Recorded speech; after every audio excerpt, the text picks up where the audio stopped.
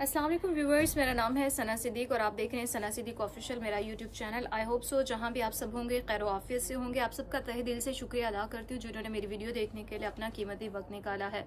नाज़रीन, आज की वीडियो में मैं बात करने जा रही हूँ दुआ ज़हरा और जो ज़हीर अहमद है उन्होंने एतराफ़ जुर्म कर लिया है। इस हवाले से मैं इस वीडियो में बताऊंगी, लेकिन वीडियो शुरू करने से पहले आपसे गुजारिश है कि मेरा यूट्यूब चैनल ज़रूर सब्सक्राइब कर लें और बेल आइकन जो है ज़रूर प्रेस करें ताकि मेरी आइंदा नहीं आने वाली वीडियो जो है आप तक पहुंच सके। नाज़रीन, दुआ ज़हरा और ज़हीर अहमद जो है एतराफ़ जुर्म कर चुके हैं। इस बारे में मैं आपको बताऊँगी और अभी आपको ये बताऊँ कि एक यूट्यूबर है, मैं नाम नहीं उनका लेना चाहूँगी, वो जो है लाइव सेशन में आकर बोल रही थी कि बहुत से ऐसे यूट्यूबर्स हैं जिनको वो लान तान कर रही थी और उन पर इल्ज़ाम लगा रही थी, इल्ज़ाम तराशी की जा रही थी कि ये पैसा लेने के लिए, डॉलर्स कमाने के लिए वीडियोस बनाते हैं, जबकि दुआ ज़हरा और ज़हीर अहमद जो हैं अपने घर में खुश है और ऐसा कोई मामला नहीं है, लेकिन वो सिर्फ डॉलर्स कमाना चाहते हैं। दुआ ज़हरा तो अब जहाँ दिल जाता है वो जाती भी है और वो मेडिकल रिपोर्ट के लिए अगर ना जाना चाहे तो वो ना जाए, उसको कोई रोक नहीं सकता। इस तरह की बातें जो है उस यूट्यूबर की जानिब से की जा रही है। लेकिन मैं आपसे ये कहना चाहूँगी कि वो ये भी कह रही है कि यूट्यूबर्स झूठ बोल रहे हैं। तो अब मैं ये कहना चाहूँगी कि झूठ क्या है। सबसे पहली बात जो की जाती है, अगवा किया गया है दुआ को, तो इस बात में कोई झूठ नहीं है, इसमें कोई दो राय नहीं है। ये बिल्कुल सही बात है कि एक 14 साल की बच्ची जो है वो जो है अपने घर से जा चुकी है, तो इसको अगवा का ही मुकदमा इस पर दर्ज होगा, अगवा का ही कहा जाएगा कि वो लड़की अगवा हुई है। क्योंकि जो अब हमारे पेरेंट्स हमें मारते हैं, हमें डांटते हैं, कोई भी बात हो जाती है तो क्या हम घर छोड़कर चले जाएं इतनी इतनी बातों पे? जैसे कि दुआ कहती है कि मेरे पेरेंट्स मुझे मारते थे, डांटते थे, वो अगर उसके बुरे के लिए उसको डांटते थे, मारते थे कि उसके अच्छे के लिए कि ये तुम बुरा कर रही हो, तुम्हारा अच्छा नहीं है इसमें, तो हम अपने पेरेंट्स की मार को अगर नेगेटिव लेना शुरू कर दें तो घर से बहुत सी लड़कियां, बल्कि बहुत से लड़के भी घर छोड़कर चले जाएं, चाहे वो लड़के हों या लड़कियां, ये सोचकर कि उनके पेरेंट्स उनके साथ अच्छा नहीं कर रहे, उनको मार रहे हैं। लेकिन ऐसा नहीं है, पेरेंट्स जो है बच्चों को उनके अच्छे के लिए ही समझाते हैं, अच्छे के लिए ही मारते हैं। अब दुआ ज़हरा जो है वो ये कह रही है कि मुझे मारा मेरे पेरेंट्स ने, इसलिए मैं घर से निकल आई और मैंने आके इससे शादी कर ली। अगर मैं बात करूँ, इस्लाम को मैं बीच में नहीं लेकर आना चाहती, लेकिन एक बात करना चाहती हूँ कि शिया सुन्नी जो इस तरह के फ़िरके मौजूद हैं, तो शिया जो है उनका अपना एक फ़िरका है। वो लोग कहते हैं कि वली का होना ज़रूरी है और इस्लाम में भी है कि वली का होना बहुत ज़रूरी है। जब भी चाहे शिया और सुन्नी हो, वली के मौजूदगी में निकाह होना चाहिए। तो हम लोग हज़रत आयशा रज़ी अल्लाह अन्हा की बात करते हैं, तो जब हज़रत आयशा की शादी हुई थी तब उनके वालिद साहब जो उनके वली थे वो वहीं पर मौजूद थे जब उनका निकाह किया गया था, चाहे वो छोटी उम्र में थी।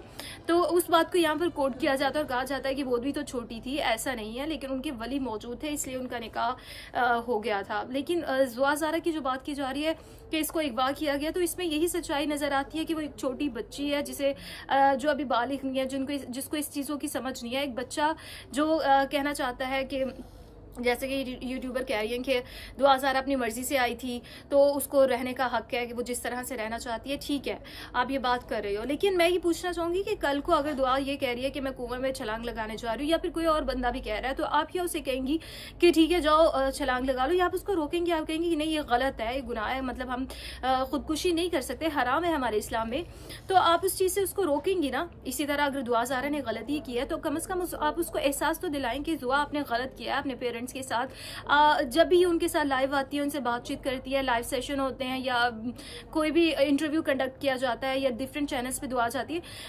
ये जो यूट्यूबर है इन्होंने कभी उसको एहसास दिलाने की कोशिश नहीं की कि दुआ तुमने गलत किया है, तुम एक बार स्क्रीन पर, टीवी पर, ये लाइव आकर एक बार अपने माँ बाप से माफ़ी मांगो और कहो कि भाई मैंने गलती की है, मैं गलत हूँ। उसको एहसास दिलाने की कोशिश नहीं की, बल्कि ये कहा जाता है कि ठीक है तुम सही कर रही थी, तुमने सही किया, अगर तो तुम्हें मार रहे थे तो ठीक है, तुमने ठीक किया, तुम आ गई हो। और उसको बल्कि दुआ ज़हरा को डिफेंड करती हैं वो इस सारी चीज़ों के ऊपर। जो कि मैं ये कहना चाहूँगी कि हमारे माशरे में और भी लड़कियां हैं जो इस तरह की मामला जो देख रही है, इस तरह का केस देख रही हैं, तो वो भी आइंदा इसी तरह से करेंगी। उम्मे हानी का केस जो है मैं उसको यहाँ पर कोट करना चाहूँगी। उम्मे हानी कराची में केस हुआ जिसमें उसकी माँ, जो उसका वालिद जो है जब अदालत गए तो उनको पता क्या क्या कहा गया वकील की जानिब से या जस्टिस की जानिब से, उन्होंने कहा कि जज की जानिब से उनको ये कहा गया कि हम दुआ ज़ारा जो केस है वो इतना हाईलाइट केस है और इतना सब उसको देख रहे हैं, हम उसमें कुछ नहीं कर सके। हम उसमें भी उस लड़की को उसकी मर्जी के उसने कहा कि मैं अपने शौहर के साथ जाना चाहती हूँ, तो हमने उसके साथ उसको भेज दिया। तो हम आपके केस में भी कुछ नहीं कर सकते। एक छोटी बच्ची जिसने घर से भागकर निकाह कर लिया और उसका वालिद आके कह रहा है कि आप मेरी बच्ची को क्या है उसके शौहर के साथ नहीं जाने की इजाज़त दे, जिस पर अदालत की रिमार्क्स है जो मैंने अभी आपसे शेयर किए। तो इस तरह के आए रोज और हमें केसेस देखने को मिलेंगे। हमें दुआ ज़ारा के केस को मिसाल बनाना चाहिए और लोगों को बताना चाहिए कि दुआ ने जो किया वो गलत है। जो पेरेंट्स फैसला करते हैं वो अच्छा होता है। अगर उसके पेरेंट्स गलत भी थे, हमें ये इस्लाम में कहा जाता है, दीन हमें ये सिखाता है कि अपने माँ बाप को उफ भी ना करो। लेकिन अगर वो गलत भी हो तो उनको गलत नहीं कहा जाता। अगर वो गलत भी हो तो उनकी बात में कहीं ना कोई मसलहत मौजूद होती है और वो ठीक होते हैं। तो अगर इस तरह की इस्लाम या दीन हमें चीज़ें सिखाता है, तो दुआ ज़ारा के पेरेंट्स भी अगर उसको कहीं डांट रहे थे, मार रहे थे, या ठीक नहीं है, मारना नहीं चाहिए, लेकिन अगर उसके अच्छे के लिए उसको कहीं मारा भी है तो इसका मतलब ये नहीं है कि वो घर छोड़कर घर से भाग जाए। और इस तरह से तो फिर बहुत सी लड़कियां जो है, और जिस तरह उम्मे हानी का मैंने आपको जिक्र किया, इस तरह के केस रिपोर्ट होते रहेंगे। मैं ये पूछना चाहूंगी कि ज़हीर अहमद कहता है कि उसका डिफेंस में प्लॉट है, एफएससी का स्टूडेंट है, उसका बाप जो है इतना अमीर नहीं है, उसका कोई बैकग्राउंड नहीं है इस तरह से कि हम कहें कि वो बहुत मीडियोकर फैमिली से वो बिलोंग करता है, उसकी फैमिली पीछे से जो है वो रिच नहीं है, लेकिन वो कहता है कि मेरा डिफेंस में प्लॉट है। उसके भाई की जानिब से कहा जाता है कि मेरे पास इतनी जायदादें मौजूद है। तो कहाँ से आई उसके पास ये सारी जायदादें, कहाँ से आया उसके पास इतना पैसा? ये मेरा एक सवाल है। रहता वो एक किराए के मकान में है। ये सारी चीज़ें जो है उसको शक व शुबहात में डालती है ना, कि हमें शक होता है, कि हमें क्यूरियोसिटी होती है कि जानने के लिए कि भाई इसमें हकीकत क्या है, कितनी हकीकत है। अगर जो वो कह रहा है कि मेरे पास डिफेंस का प्लॉट है, तो कहाँ से आया? एक एफएससी का स्टूडेंट है जो अभी पढ़ रहा है। एक बात उसकी जानिब से की गई कि दुआ ज़ारा के शौहर जो है ज़हीर अहमद की जानिब से की गई कि थीसिस हो रहे थे यूनिवर्सिटी में, और लड़कियां जैसे बाहर बैठी होती हैं यूनिवर्सिटी में थीसिस के दौरान, संडे वाले दिन भी इसी तरह, संडे को इस तरह से बैठी हुई थी और वहाँ से उन्होंने मुझे कॉल की और मैं फिर गया। तो थीसिस जो है वो संडे के दिन जब आपका सुपरवाइज़र ही नहीं आया, तो संडे को थीसिस किस तरह से हो सकते हैं? ये बात भी सोचने वाली है।